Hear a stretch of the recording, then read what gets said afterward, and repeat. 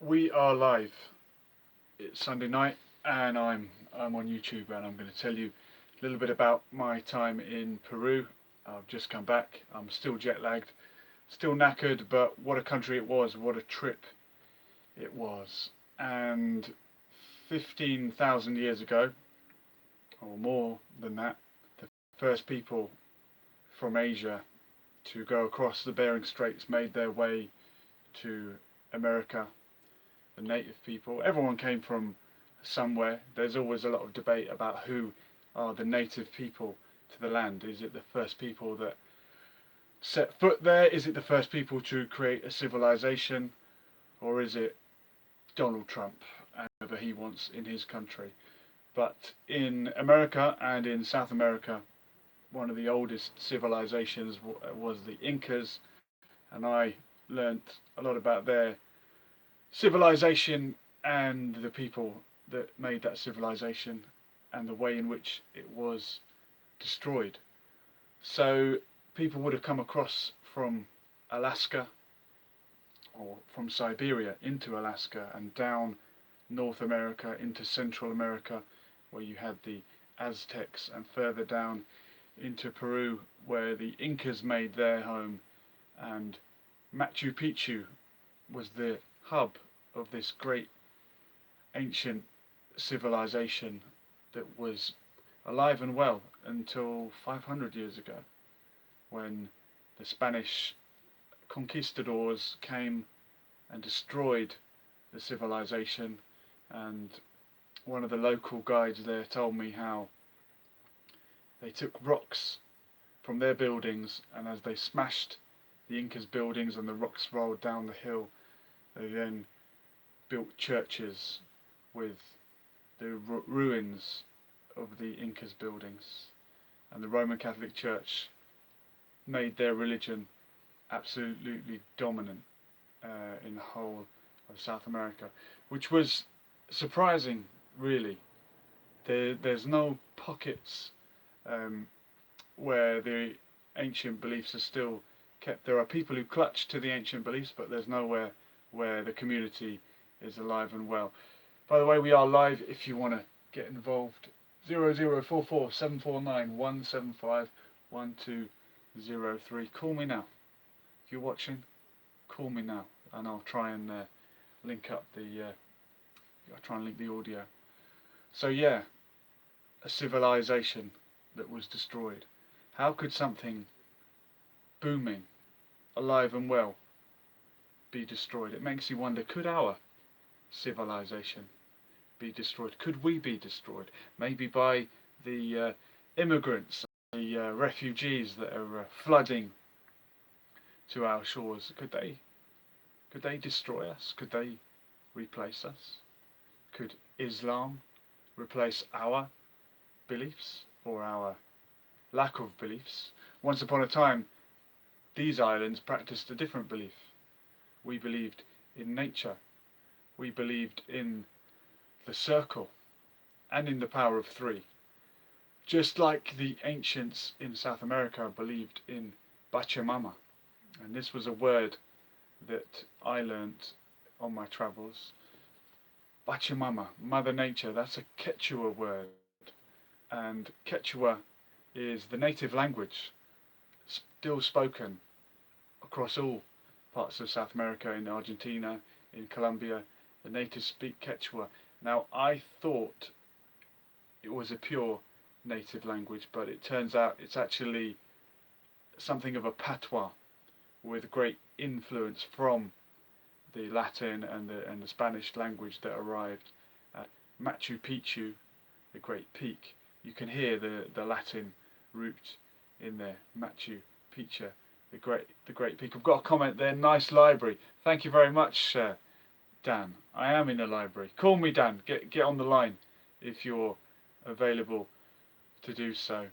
And I was hoping to learn some of this Quechua language, and everywhere I went in Lima, I saw a strange alphabet. Many places where signs were written in a different language, and I thought this must be they're catering for the native language, like you see Welsh language on signs in Wales.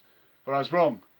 The language I was reading was in fact Hebrew, and it would seem there are enough Israelis in Peru to warrant met a single Israeli on my travels, or did I? Perhaps I met them and didn't realise.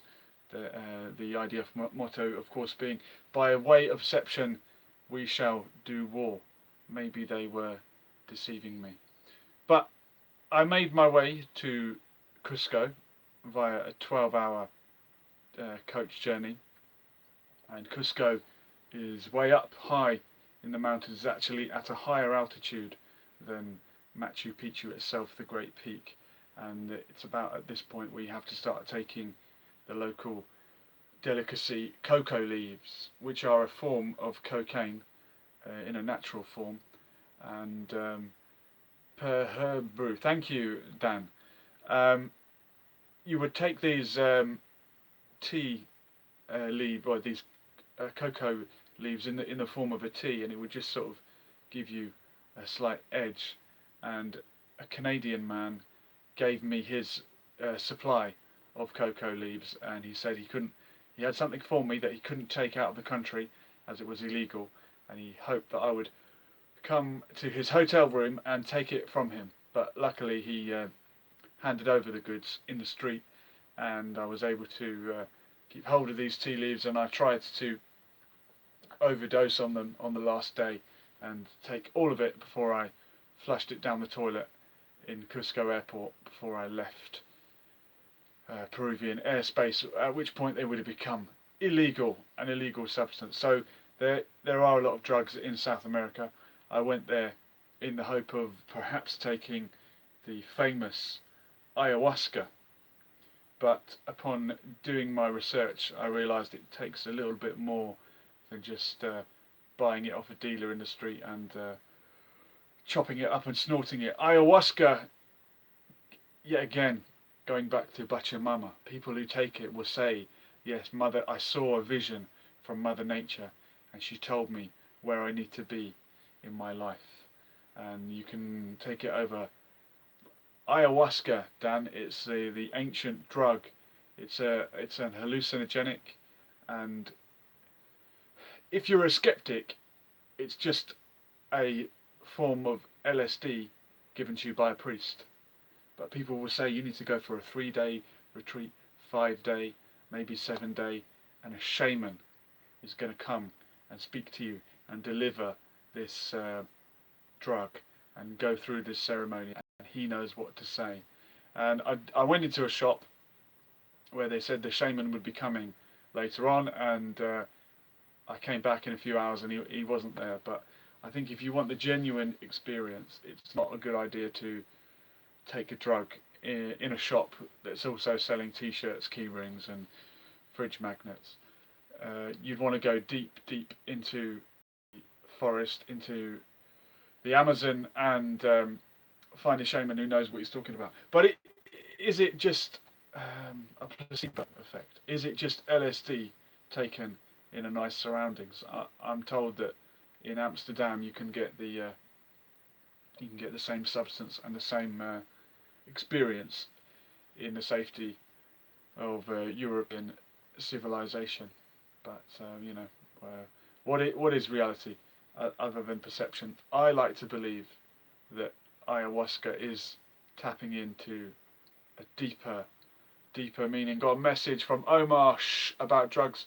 Omar, if you want to tell me about drugs or tell me to shush, give me a call. The number is right there. I'll get you live on the air. What's wrong with drugs? We all take drugs. Coffee is a drug. Sugar is a drug. I think the biggest drug that we are addicted to. I think I get a similar experience from watching the Eurovision Song Contest. Well, they all look like they're on drugs, Dan. And the country that won it this year wasn't even in Europe. How's that about a hallucination? I must have been hallucinating. But yeah, it's not a drug, ayahuasca. That it's not a street drug. There are no one addicted to it. People go to it for for a spiritual reason. But no, is it something different? Is it something unique? Or is it just, as I say, LSD with a native name? If I ever try it, I'll let you know. So it's not all about drugs. I didn't see much. I didn't see much evidence of drug addiction on the streets of Colombia or Peru. I spent time in Colombia on the way there in the capital, and Cusco on the way to Machu Picchu is a very clean town. I saw a few people that you might describe as homeless or beggars, and along the rural route to Cusco and Machu Picchu, there are rural towns where children are not begging, but perhaps are posing for photos in exchange for money, or dressing in traditional dress in the hope that you will give them some money. So there is poverty in that sense, but I didn't see the poverty leading to the drug addiction that you see in the major cities and in London and in Europe. And when I finally made my way to Machu Picchu, the Great Peak, as the name means, we had a local guide called Rebecca, who interestingly worked for a British company, a UK company. So thousands of miles away, yet again, the imperial powers are making money from the third world countries, and money that should be going into the Peruvian economy was going back into the UK economy. And I brought this point up with a local, one of the guides, a guy called Juan Carlos, who was not bitter at all, and he said if they are paying their taxes, then he doesn't have a problem with it at all. He also spoke very beautifully and emotionally about how the Spanish came and destroyed the civilization that the Incas had and enforced the Catholic religion on the people. But you can tell from his name, Juan Carlos, obviously his ancestors embraced that religion, but the native beliefs lay dormant within the people, and I can feel a resistance to the Catholicism, and people are harking back to their ancient beliefs. Just as there's a revival in Iran of people believing in Zoroastrianism because they've had strict Islam imposed upon them, they want to go back to their roots, which is the Zoroastrian religion. The people of South America are going back to their roots of Pachamama, of Mother Nature, and of this force that has been there since before the Catholic Church. And there are also Protestant churches which are flourishing because of this resistance to a religion that's been enforced upon them. And Rebecca spoke to us at length about the history of the region, and same with the other guide, Juan Carlos, but although these people are living in the region of their ancestors and retaining some of that identity and that belief, they will acknowledge that they are also mestizo. That is, they are a mix of Spanish and native. And the majority of people in Peru, the majority of people in South America are mestizo, i.e. of mixed heritage, and it would seem hard to find somebody who could claim 100% lineage from the Inca people. We even met in the Sacred Valley a Spanish lady born and bred in Spain who had married into the local native population. She had a native husband and was raising a mixed native child. So it would seem the whole continent mixed. The ancient history and the ancient civilization has been lost. And is that a bad thing? It seems like a sad thing for me. But even before the Incas, there were other civilizations, and the research I've done suggests that the Olmecs, who preceded them may even have been a African heritage people before native indigenous Americans arrived via Siberia. Perhaps there were pockets of African civilization. Who knows? If you go back far enough, there'll always be someone who wiped out someone who wiped out someone. But in terms of politics and local politics, I saw one political demonstration. That was actually in Bogota. In Peru, I didn't see any evidence of local elections. There was no picture of the Prime Minister or President, as you might see in Middle Eastern countries, with propaganda laying down the authority of the regime. It seems that the people are happy with the way that their country is run, and I don't think there'll be any kind of Arab Spring type revolution in South America anytime soon. Most of these countries are countries that had their revolution and broke away from the colonial powers.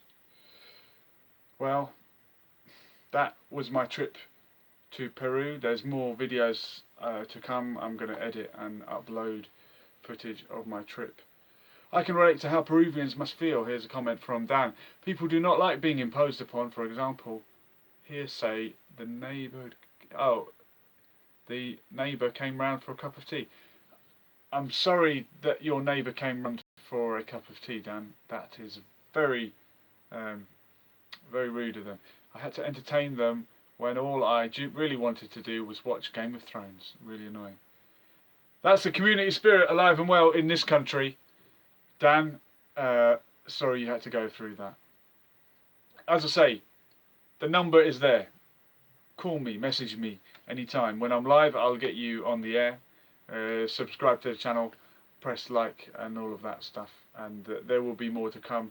This is just an experiment, and I hope you will join me. A real imposition. Thank you, Dan. Thank you for watching.